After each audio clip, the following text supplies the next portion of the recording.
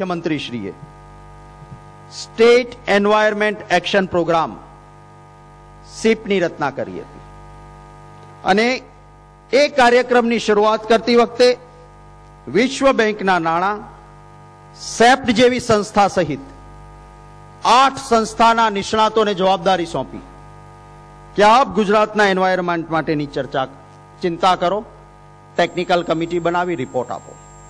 આ રિપોર્ટ 2002માં તૈયાર થયો.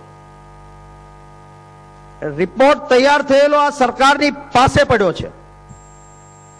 અક્ષરશઃ રિપોર્ટ આ વિધાનસભા ગૃહના મેજ પર મૂકો અને પબ્લિકની વચ્ચે જાહેર કરો તો ખબર પડશે કે આપણને કેટલું નુકસાન ક્યાં કોણ કરી રહ્યું છે.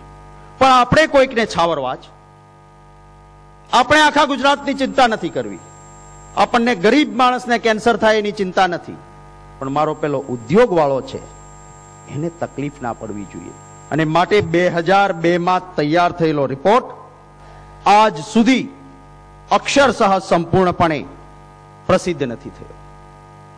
આંકડાઓ તો ક્યારેક જોજો, વારંવાર સામેથી કહેવામાં આવે છે તમારો સમય, અમારો સમય, તમારો સમય, અમારો સમય.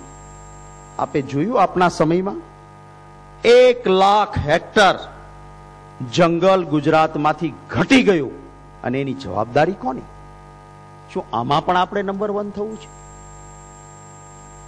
માનનીય અધ્યક્ષશ્રી, ક્લાઇમેટ ચેન્જની ચિંતા આપણા સૌના માટે અત્યંત જરૂરી છે. મારે અન્ય એક વિભાગ શ્રમ અને રોજગાર વિશેની વાત કરવી છે. એમાં પણ મારે એ જ કહેવું છે કે ગુજરાતના યુવાનોને રોજગારી આપવામાં આપણી કઈ પરિસ્થિતિ છે. 1995 9,96,000 એ જાહેર વિભાગમાં રોજગારી પ્રાપ્ત થતી હતી. 2009માં આપણી વસ્તી વધી, વ્યવસ્થા વધ્યું, તંત્ર વધ્યું, આંકડો ઉપર જવો જોઈએ ને. 9,69,000 માંથી આ ઘટીને 7,98,000 થઈ ગયું સરકારમાં રોજગારી આપવાની વાતમાં. માનનીય અધ્યક્ષશ્રી, મારે કહેવું છે કે રાજ્ય સરકારમાં જે કામદારો કામ કરતા હતા, જેનાથી રોજગારી રાજ્ય સરકાર માથેથી કારણે ઉપલબ્ધ થતી હતી, 1995માં 2,15,000 ને રોજગારી આપણે આપતા હતા. આ તો ખૂબ વધવી જોઈએ. અત્યારે 2009માં વધી નહીં, ઘટીને 1,72,000 થઈ ગઈ. અર્ધ સરકારી સંસ્થાઓ, એના અંદર 3,03,000 ને આપણે રોજી આપતા હતા, જે તમારા કાયમી રોજગાર ઉપરના કામદારો હતા, આપણા સર્વિસ ક્લાસના લોકો હતા. એ રોજગારી વધવી જોઈએ, એના બદલે ઘટીને 2,29,000 થઈ ગઈ. 1 લાખનો ઘટાડો થયો. શું આને આપણે વિકાસ કહેશું? મુઠ્ઠીભર લોકોનો વિકાસ થાય અને આમ ગુજરાતી મુશ્કેલીમાં મુકાય, gap between haves and have nots વધ્યા કરે, આપણે આપણી પીઠ નહીં થાબડી શકીએ કે વી આર પ્રોસ્પરિંગ. ગુજરાતમાં આપે નીતિ બનાવી કે એ નીતિ મુજબ સ્થાનિક લોકોને, ગુજરાતીઓને, બહારથી કોઈ પણ આવીને ગુજરાતમાં રહેતો હોય એને અમે નોકરીઓ આપીશું. નેનોકાર આવી, ઉદ્યોગનું સ્વાગત હોઈ શકે. કોંગ્રેસના શાસનમાં પણ ઉદ્યોગો આવ્યા. જનરલ મોટર્સ આવી, એને કહ્યું કે રોજગારી આદિવાસી વિસ્તારમાં આપો, જાઓ પંચમહાલમાં ઉદ્યોગ સ્થાપો તો જ તમને લાભ મળશે. એસઆર અને રિલાયન્સને અહીં આગળ રિફાઇનરી સ્થાપવી હતી. Policy was open four everybody. પણ રોજગારની ક્યાં વધારે જરૂર છે કે જામનગર જિલ્લો પછાત છે. ગુજરાત રાજ્યના 50 જિલ્લાઓ નક્કી કરીને લિસ્ટ આપ્યું કે અહીં જાઓ, અને પોલિસી એસઆર ને ન મળે ને રિલાયન્સને જ મળે, કે રિલાયન્સને મળે ને આને જ મળે, એવું નહીં. Policy was open. આપે તો એક પોલિસી બનાવી કે નેનો માટેની ખાસ પોલિસી, બીજી હમણાં સુઝુકી આવે તો એને આ પોલિસી ન મળે, હુન્ડાઈ આવે તો એને ન મળે, પણ નેનો માટેની આ પોલિસી પછાત વિસ્તારમાં નહીં, વિકસિત અમદાવાદના આંગણામાં તમને હું આપું, બધું જ આપું. અને પછી જ્યારે નેનોએ કહ્યું કે હું સ્થાનિકને રોજગારી આપવાની તમારી પોલિસીને નહીં માનું, મારી પાસે કેબિનેટની એપ્રૂવ કરેલી નોંધ મેળવેલી પડી છે. અને આ સરકારે કહ્યું કે તથાસ્તુ, અમારા લોકોને રોજી પણ નહીં આપો તો અમને વાંધો નથી. અને પરિણામ શું થયું? મારે બે જ આંકડાઓ આપવા છે. સ્નાતક કક્ષાના આપના નોંધાયેલા બેરોજગારો 1995 માં કેટલા હતા? 55,007 હતા. આપ તો એમઓયુ કરો છો, આપ તો નવા નવા ઉદ્યોગો લઈ આવો છો, આપ તો નંબર 1 છો, એટલે બેરોજગારોની સંખ્યા તો ઘટવી જોઈએ ને. 1990 માં જે 55,007 હતા એ આપના 2009 ના સમયમાં સ્નાતક બેરોજગારો 2,34,347 થયા. આપના ઇજનેરો 1990 માં 4,085 જ હતા, આજે 9,339 થઈ ગયા.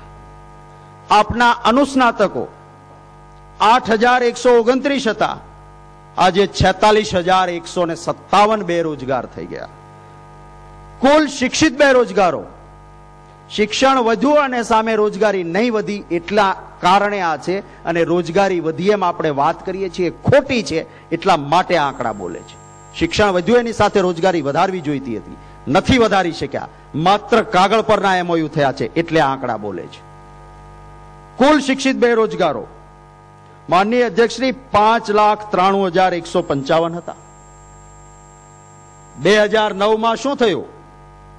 7,86,740 કુલ શિક્ષિત બેરોજગારો આપણા રાજ્યમાં થયા. આની ચિંતા એ આપણે નહીં કરવાની? મારે અન્ન અને નાગરિક પુરવઠા પર વિશેષ નથી કહેવું, પરંતુ મારે એક ગંભીર બેદરકારી છે રાજ્ય સરકારની, જેની ટીકા થઈ છે, એના માત્ર 5 લાઈનો વાંચીને હું મારી વાત પૂરી કરીશ. આપે બીપીએલ કાર્ડ ઓછા કરવા માટેની સત્તા તો રેશન કાર્ડ વાળાને આપી દીધી. રેશન કાર્ડના ડીલરને કહ્યું કે તારા આટલા બીપીએલ ઓછા કરવાના, અને સિક્કા મારી દીધા બીપીએલ માંથી એપીએલ. એ જોયું નહીં, અને એટલે ગરીબમાં ગરીબ છેવાડાનો માણસ હતો એ બીપીએલ થી વંચિત થઈ ગયો, અને બાપના પૈસે લહેર કરતો હોય એવો બીપીએલ માં આવી ગયો. બિલો પોવર્ટી લાઈન નહીં, બાપના પૈસે લહેર, એને બીપીએલ મળે છે માનનીય અધ્યક્ષશ્રી આ રાજ્યમાં. મારે માત્ર 4 લાઈનો વાંચવી છે, અને એ લાઈનમાં સહેજ પણ ન જાય એટલા માટે આઈ વિલ કોટ.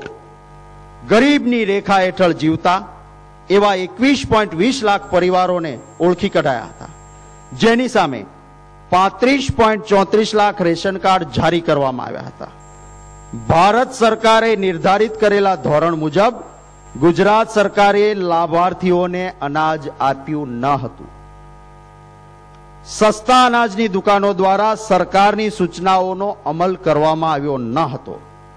યોગ્ય પ્રક્રિયાનું અનુસરણ કર્યા વગર જ સંપૂર્ણ ગ્રામીણ રોજગાર યોજના હેઠળ કૂપનો આપી દેવામાં આવ્યા હતા.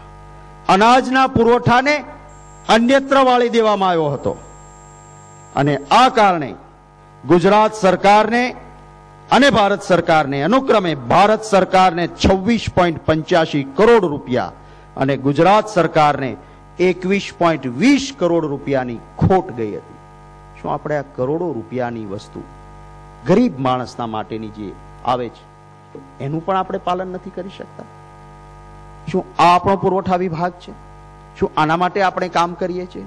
અને આ મારો આક્ષેપ નથી, હું વિધાનસભાના ફ્લોર પર જવાબદારીપૂર્વક કહું છું કે મેં જે આ કહ્યું છે એ ટીકા મારી નથી.